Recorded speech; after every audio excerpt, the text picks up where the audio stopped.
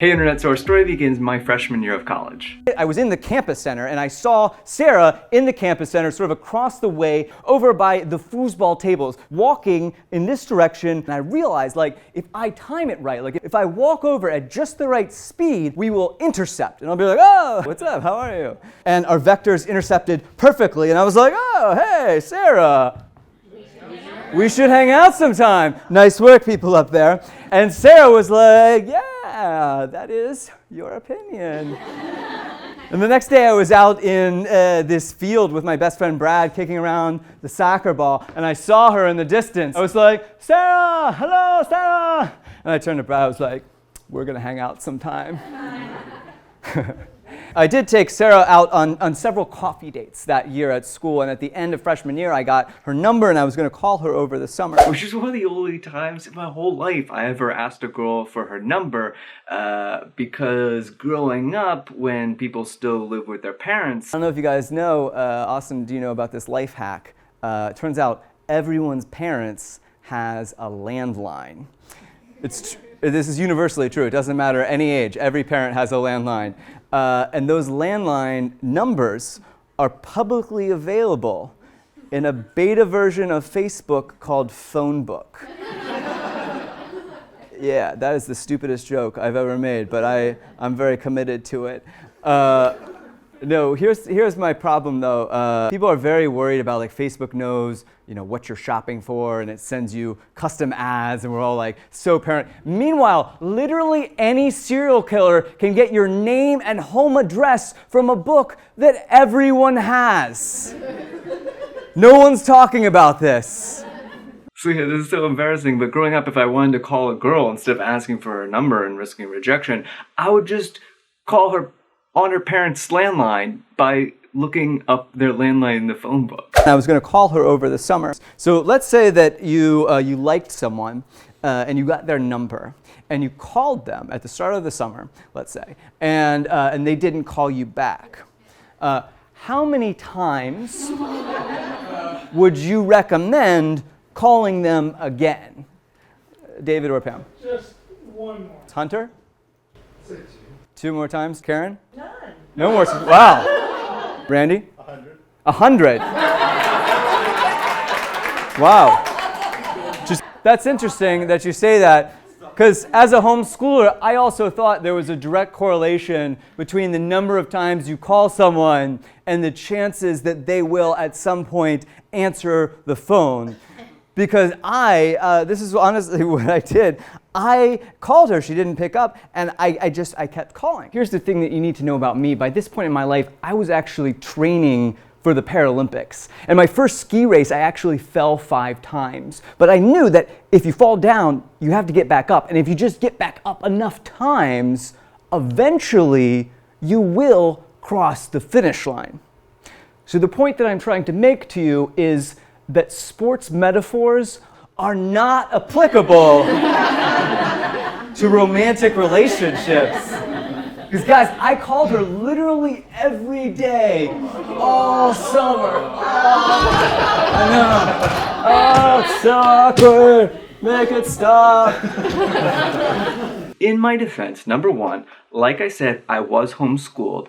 And number 2, I had never had a cell phone growing up because of this obscure verse in Proverbs about how you can't co-sign on someone else's loan. It's real, look it up. And my parents therefore would never co-sign on a contract for me, so I couldn't have my own cell phone until I was 18 and went to college and bought it for myself for the first time, which meant I was kind of behind the curve, technologically speaking, when I got this cell phone. I didn't know about all the features. Specifically, I didn't know about caller ID, and I didn't know about the missed call list, because all I'd ever known were landlines that had neither of those features. So when I called and she didn't answer, I just assumed that her phone was off, or she wasn't near the phone, and she had no idea I called, so I would just say, I'll call tomorrow, and maybe she'll have her phone on her tomorrow. And they kept doing that every day until mid-August, and I was looking through my phone and I found my missed call list, and I realized that her missed call list for the whole summer was probably just Josh Sundquist, Josh Sundquist, Josh Sundquist, every day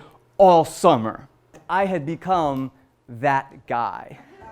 And I resolved to never be that guy again, right? I decided in the future, if someone didn't call me back, I would just walk away, right? I would just let it go. Just a quick side note about me walking. Last year, I was asked to try out for America's Got Talent as a comedian, and the casting guy was like, hey, when you come on stage to audition for the producers, you should walk on doing a funny walk.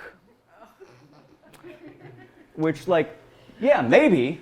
But, like, if you had never seen me before, like, at the start of this show, and I had just walked on stage, like, hello! Hello, Santa Monica! You would be like, is that how he walks normally? Is it funny? Are we allowed to laugh at that? Is he injured? Maybe he's hurt. Should we help him? I stopped calling her, but we were still kind of in the same friend group at college. And we'd see each other from time to time. And one time I was out with my friends and we walked out of this bar and she was kind of standing nearby. And you know when drunk people think that they're being like really subtle, but actually they're like yelling? You know what I'm talking about? So one of my friends was like, Josh, that's your girl. That's your girl right there. And I was like, he's like, no, you remember the one you called every day. And I was like, and it was so awkward, and I immediately, of course, walked away. But I always had to wonder, from Sarah's perspective, like from her perspective, what did she think in that moment? And did she know I had liked her the whole time ever since? And had she ever been interested in me at all? So I was in my mid-20s when I realized I had never had a girlfriend, and I thought the best way to figure out why I've never had a girlfriend is to go back and interview all of the girls I've ever tried to date and ask them what they didn't like about me.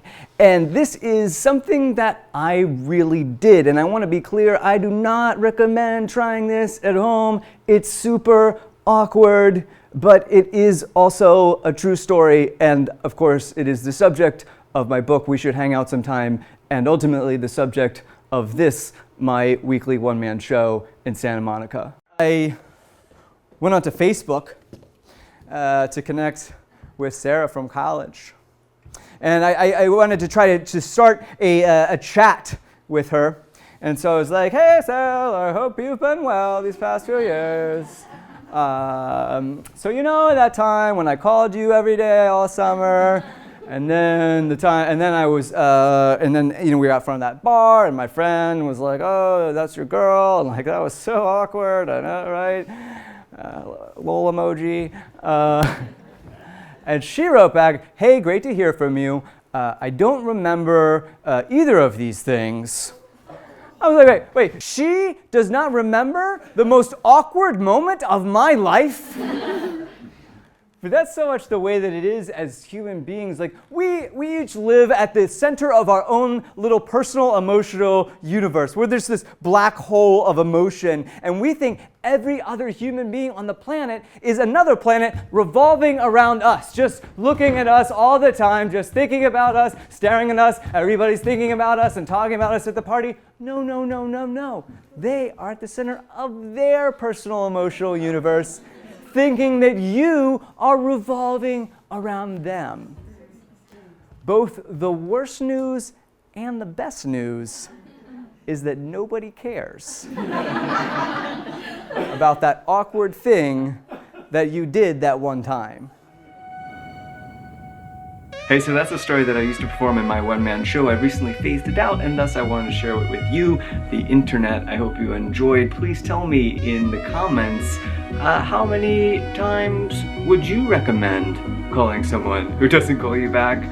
Please leave your comments in the form of emoji, like one phone emoji per phone call that you would recommend. Please make sure you're subscribed and you have that bell notification turned on. This is me drawing a bell, I guess, in the air. Thanks for watching, and we should hang out sometime.